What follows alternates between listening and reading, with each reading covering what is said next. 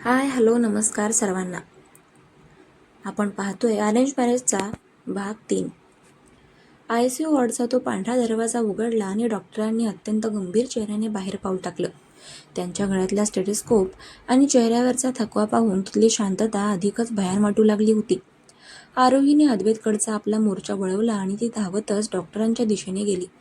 तिच्या हाताच्या मुठी घट्ट आवळल्या गेल्या होत्या आणि डोळ्यांमध्ये भीती स्पष्ट दिसत होती. डॉक्टर, माझे बाबा कसे आहेत? त्यांना शुद्ध आली का? तिचा आवाज भीतीने कापला होता. डॉक्टरांनी एक दीर्घ श्वास घेतला. त्यांनी अद्वैतकडे आणि मग आरोहीकडे पाहिलं. पहा, सिच्युएशन खूप क्रिटिकल होती. मॅसिव्ह हार्ट अटॅक आला होता त्यांना. आम्ही आमचे 100% प्रयत्न केलेत. आता तरी त्यांची प्रकृती स्थिर आहे, पण पुढील 24 तास आमच्यासाठी खूप महत्त्वाचे आहेत. त्यांना पूर्णपणे विश्रांतीची गरज आहे आणि कोणताही मानसिक ताण मिळता कामा नये. तुम्ही त्यांना भेटू शकता, पण फक्त एक करून आणि तेही फार कमी वेळासाठी. डॉक्टरांच्या या शब्दांनी आरोहीला थोडा धीर मिळाला, पण तिच्या मनातली धाकधूक पूर्णपणे संपली नव्हती. ती देवाचे आभार मानत होती. ICUच्या काचेच्या खिडकीतून ती आतमध्ये पाहू लागली, जिथे तिचे बाबा अनेक नळ्या आणि मशीनच्या विळख्यात डोळे बंद करून पडले होते. अद्वैत थोडा मागे उभा राहून हे सगळं पाहत होता. त्याला आतून खूप अस्वस्थ वाटत होतं. ज्या मुलीला तो नेहमी कमकुवत समजत होता, ती आज त्याच्या वडिलांसाठी एखाद्या पहाडासारखी उभी होती. त्याने पुढे होऊन तिच्या पाठीवर हात ठेवण्याचा प्रयत्न केला, पण आरोहीने आधीच स्वतःला मागे सरकवून घेतलं होतं. तिने त्याच्याकडे पाहिलं सुद्धा नाही. तुम्ही अजून इथेच आहात अद्वैत? मी तुम्हाला सांगितलं होतं ना, मला तुमच्या कोणत्याही सहानुभूतीची गरज नाहीये. तुम्ही घरी जाऊ शकता. माझ्या बाबांना जर समजलं की आपल्यात काय चाललंय, तर त्यांना अजून जास्त त्रास होईल. सो प्लीज निघून जा इथून. आरोहीने अत्यंत शांत पण तितक्याच वजनी आवाजात म्हटलं. अद्वैतच्या अहंकाराला आज पुन्हा एकदा मोठी ठेस लागली होती. त्याला कोणीतरी इतक्या स्पष्टपणे धुडकावून लावलं होतं. हे त्याच्या सहनशक्तीच्या पलीकडे होतं, पण परिस्थितीचं गांभीर्य ओळखून तो काहीही बोलला नाही. तो हॉस्पिटलच्या कॉरिडॉरमध्येच एका कोपऱ्यात जाऊन बसला. त्याने ठरवलं होतं की तो आत्ता तरी तिथून हलणार नाही. रात्र जसजशी पुढे सरकत होती तसतशी हॉस्पिटलमधली वर्दळ कमी झाली. कॉरिडॉरमधले लाईट्स डिम करण्यात आले होते. आरोही ICUच्या बाहेर असलेल्या बाक्यावर पाय पोटाशी धरून बसली होती. तिने दुपारपासून काहीच खाल्लं नव्हतं, त्यामुळे तिचा चेहरा पूर्णपणे उतरला होता. अद्वैतने लांबून तिच्याकडे पाहिलं. त्याला तिची काळजी वाटू लागली होती. कदाचित एक माणूस म्हणून किंवा कदाचित नकळतपणे त्याच्या मनात तिच्याबद्दल निर्माण होत असलेल्या एका नव्या भावनेमुळे. तो उठला आणि हॉस्पिटलच्या कॅन्टीनमध्ये गेला. तिथून त्याने कॉफीचा कप आणि बिस्किटांचा पुडा घेतला आणि तो परत आरोहीजवळ आला. त्याने तो कॉफीचा कप तिच्या समोर धरला. दुपारपासून काही खाल्लं नाहीयेस तू. ही कॉफी घे. तुला स्वतःला सांभाळावं लागेल, तरच तू बाबांची काळजी घेऊ शकतील. अद्वैतने आपला आवाज शक्य होईल तितका मऊ ठेवत म्हटलं.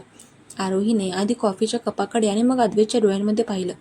तिच्या डोळ्यांमध्ये अजूनही तो जुना राग आणि अविश्वास होता. मला काहीच नकोय अद्वैत, आणि माझी काळजी करण्याची गरज तुम्हाला नाहीये. ज्या माणसाला माझ्या अस्तित्वाची किंमतच नाहीये, त्याने माझ्या भुकेची काळजी करू नये, आरोही म्हणाली. अद्वैतने एक सुस्कारा सोडला आणि तो तिच्या शेजारी बाकावर बसला. आरोही, मला माहिती आहे, तू माझ्यावर खूप रागवलेली आहेस. ज्या दिवशी मी जे काही बोललो ते खूप चुकीचं होतं. मी मान्य करतो की मी मर्यादा ओलांडली, पण आत्ता ती वेळ नाहीये. आता तुझ्या बाबांना आपली गरज आहे. जर त्यांनी तुला अशी उपाशी आणि खचलेली पाहिलं तर त्यांना बरं वाटेल का? माझ्यावरचा राग नंतर काढ, आता ही कॉफी पी. अद्वैतच्या आवाजात आज एक वेगळीच आर्जवी भाषा होती. त्यामध्ये तो जुना उद्धटपणा नव्हता. आरोहीने त्याच्याकडे पाहिलं. तिने विचार केला की अद्वैत आता खरोखरच बदलून बोलतोय की हे फक्त दाखवण्यापुरतं आहे. पण तिच्या शरीराने आता साथ देणं सोडलं होतं. त्यामुळे तिने शांतपणे तो कॉफीचा कप हातात घेतला. कॉफीचा एक घोट घेताना तिच्या डोळ्यातून पुन्हा एकदा अश्रू गळगळले.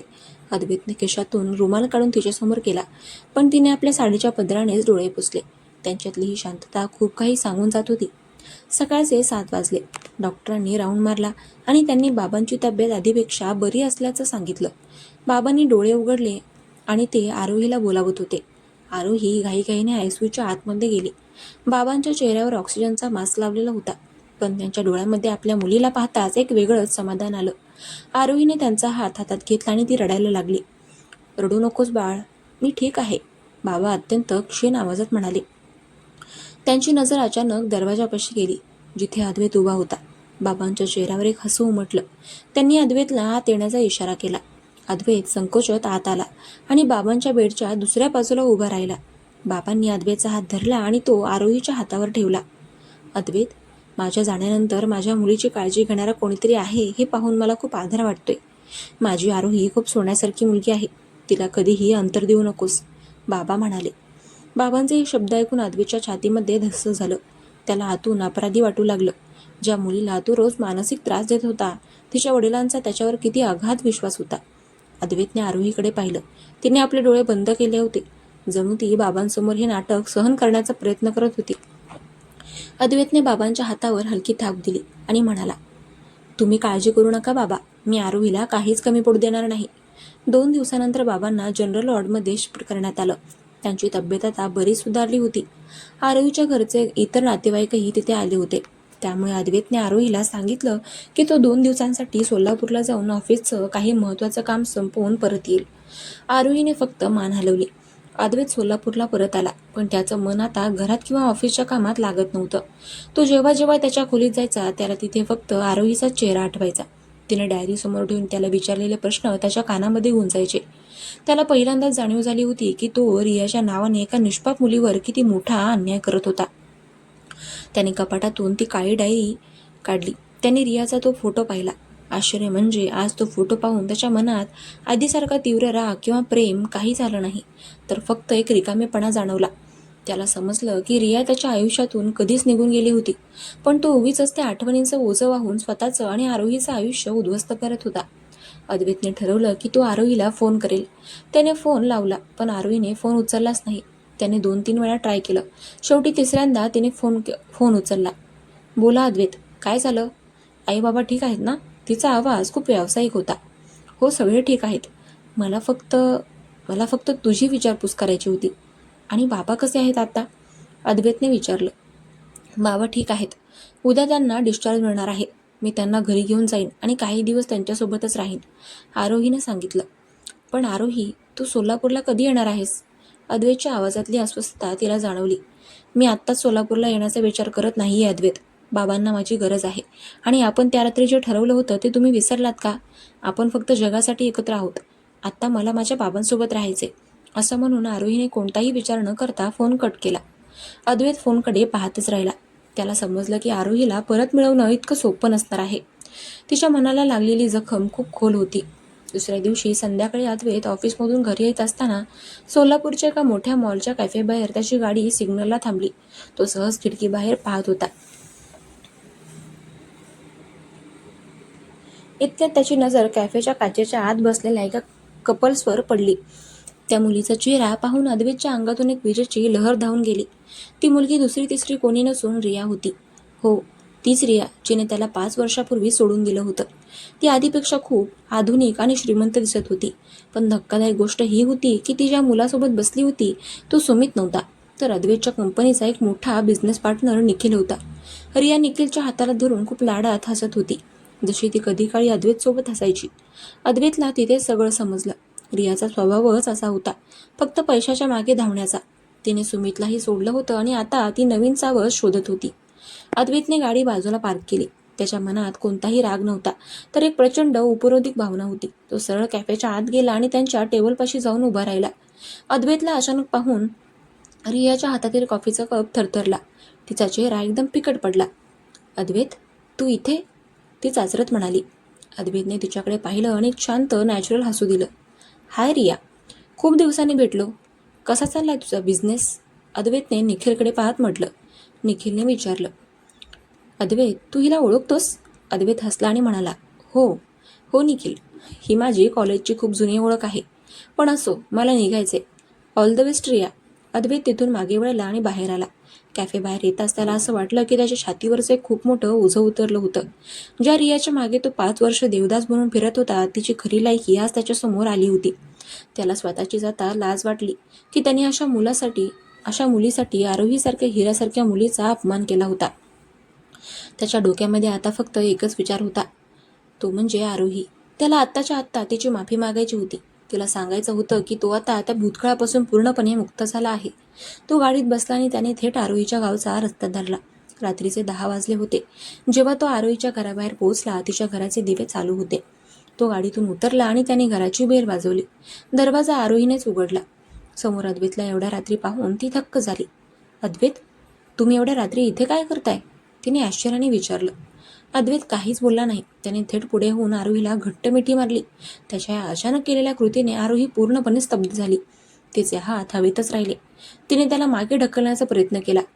अद्वैत, काय करताय हे? सोडा मला, कोणीतरी पाहिल. पण अद्वैतने तिची पकड सुटू दिली नाही. त्याने डोळे ओले झाले होते.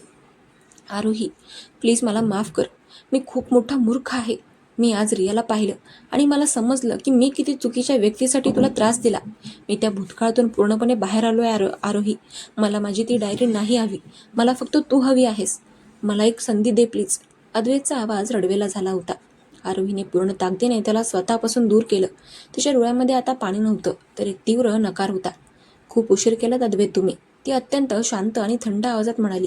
तुम्हाला आज रियाची सत्यता समजली म्हणून तुम्ही माझ्याकडे आलात. जर आज ती तुम्हाला पुन्हा चांगल्या रूपात भेटली असती तर तुम्ही माझ्याकडे आला असता का? तुमच्या या प्रेमाचा आणि माफीचा आधार जर रियाचा तिरस्कार असेल तर मला असं प्रेम नकोय. तुम्ही अजूनही तिच्याच प्रभावाखाली आहात. माझ्या मनात तुमच्याबद्दल जी काही थोडीफार जागा होती ती तुम्ही आधीच संपवली आहे. सो प्लीज आता हे नाटक बंद करा. अद्वैतने तिच्याकडे पाहिलं. तो काही बोलणार इतक्यात घराच्या आतून एक अनोळखी तरुण मुलाचा आवाज आला. आरोही, कोण आलाय ग एवढ्या रात्री? त्या मुलाला आतून बाहेर येताना पाहून अद्वैतच्या पायाखालची जमीनच सरकली. तो मुलगा दुसरा कोणी नसून आरोहीचा कॉलेजचा मित्र विराज होता. त्याच्याबद्दल अद्वैतला काहीच माहिती नव्हतं. विराजने अद्वैतकडे पाहिलं आणि मग आरोहीकडे पाहत विचारलं, हा कोण आहे आरोही?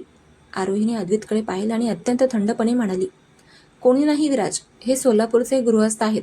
काही कामानिमित्त आले होते, पण आता यांचं काम संपलंय. अद्वैत तिथेच घोटून गेला. आरोहीने त्याची ओळख करून देण्यासही नकार दिला होता आणि तिच्या घरात या अनोळखी मुलाची उपस्थिती काय सांगत होती? कोण आहे हा विराज? आरोही आणि त्याच्यात नक्की काय नातं आहे? अद्वैतचा हा पश्चाताप आरोहीला पुन्हा त्याच्याजवळ आणू शकेल का? की विराजच्या येण्याने त्यांच्या नात्यात एक नवीन वादळ येणार? तुम्हाला काय वाटतं? काय होईल पुढे? कमेंट करून नक्की कळवा. आणि हो, आपल्या चॅनलला सबस्क्राईब करायला विसरू नका. भेटूया उद्याच्या भागात. चलो बाय.